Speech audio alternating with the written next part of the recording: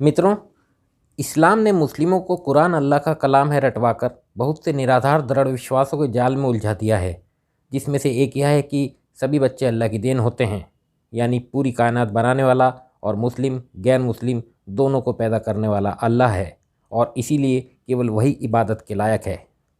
तो मित्रों, सभी को पैदा करने वाले इनके दावे को मैं अभी तार्किक सत्य की कसौटी पर परखने जा रहा हूँ। ध्यान दीजिएगा। पहला तर्क, उन अभिभावकों को गलत माना जाता है जो अपनी ही पैदा की हुई संतानों में लड़का लड़की का फ़र्क करते हैं। एक पिता जो लड़के की चाहत में लड़की को मार देता है, उसे तो हैवान की संज्ञा दी जाती है।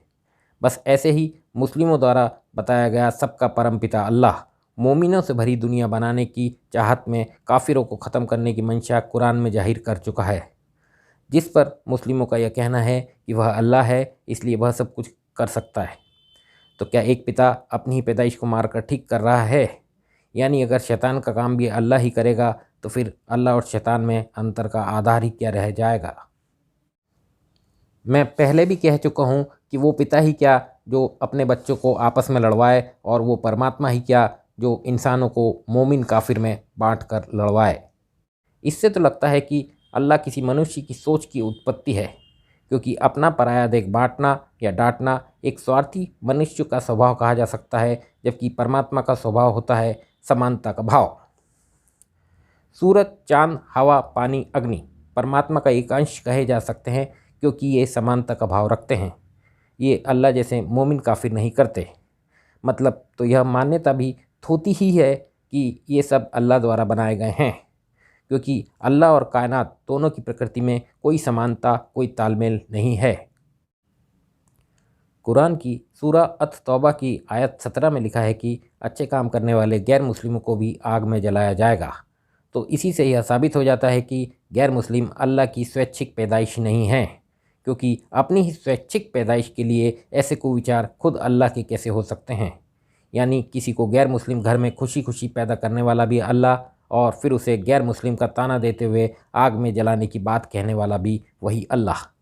अब अगर गैर मुस्लिमों को पैदा करने वाला अल्लाह होता तो वह गैर मुस्लिम को केवल गैर मुस्लिम होने के कारण या गैर मुस्लिम बने रहने के कारण ख़त्म करने या जहन्नुम में डालने का नहीं बोलता, क्योंकि गैर मुस्लिम उसी ने पैदा किया है। और अगर गैर मुस्लिम होना किसी प्रकार की गलती है भी तो असल गलती पैदा करने वाले की है, पैदा होने वाले की नहीं।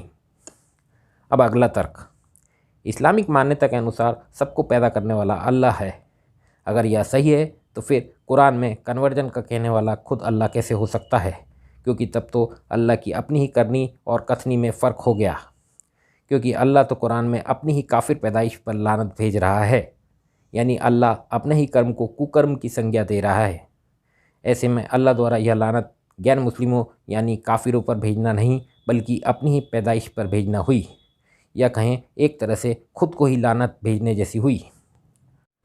और इसी हिसाब से एक तरफ तो अल्लाह पूरी दुनिया को इस्लामिक बनाना चाहता है, और दूसरी तरफ वह खुद ही अपने वजूद को इनकार करने वाले काफिरों को मोमिनों से अधिक पैदा करता आ रहा है। यह दोनों बात एक ही अल्लाह पर लॉजिकल रूप से सही नहीं बैठती, क्योंकि तब तो पूरी दुनिया का इस्लामिक होना अल्लाह के कारण ही कभी भी संभव न हो सकेगा।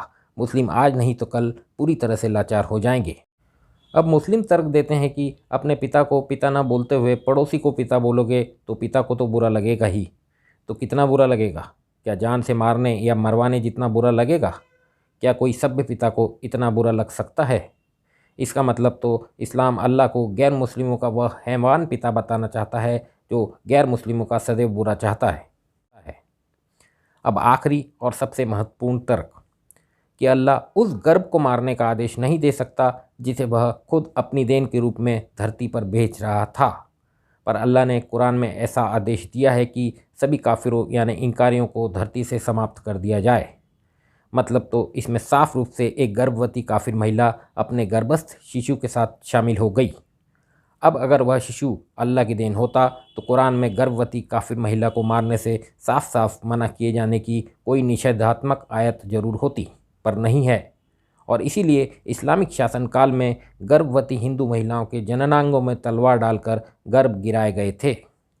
सोचने वाली बात है कि किसी मुस्लिम महिला का किसी भी परिस्थिति में गर्भपात कराने को हराम कहने वाले मुस्लिमों ने ही हिंदू माओं का ऐसे क्रूरतम तरीके से गर्भ गिराया था। इसका मतलब तो मुस्लिमों ने अपने कुकर्मों से ही यह साबित किया है कि गैर मुस्लिम पैदाइश अल्लाह की देन नहीं है। मुस्लिम कहते हैं कि गैर मुस्लिम से मुस्लिम होना ही तो अल्लाह द्वारा ली जा रही परीक्षा होती है, तो एक गर्भस्थ शिशु जिसे परीक्षा देने का मौका ही नहीं मिला, उसे मारने का अप्रत्यक्ष आदेश अल्लाह कैसे दे सकता है?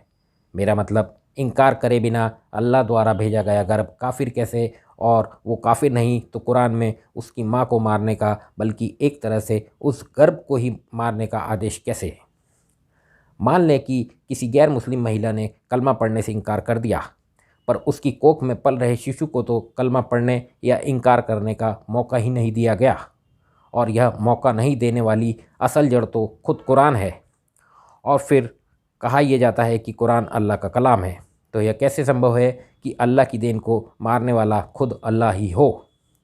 एक मूर्ति पूजक के घर में पैदा होने वाला बच्चा भी अगर अल्लाह की देन है, तो फिर सभी मूर्ति पूजक भी अल्लाह की ही देन हैं। तो अपनी ही देन को उसी परिस्थिति में, जिस परिस्थिति में अल्लाह ने उन्हें भेजा, अल्लाह ही उसे मारने का आदेश भला खुद कैसे दे सकता है? अल्लाह को न तो कभी गैर मुस्लिमों का दर्द महसूस होता है, न ही जानवरों का, तो ऐसे में सबको पैदा करने का, सबके दाता का और दयालुता का दावा अल्लाह द्वारा खुद के लिए करना तर्कसंगत नहीं है। अब या तो अल्लाह दो हैं, सबको पैदा करने वाला एक अच्छा अल्लाह, और मारने, काटने, जलाने जैसी बात करने वाला एक बुरा अल्लाह।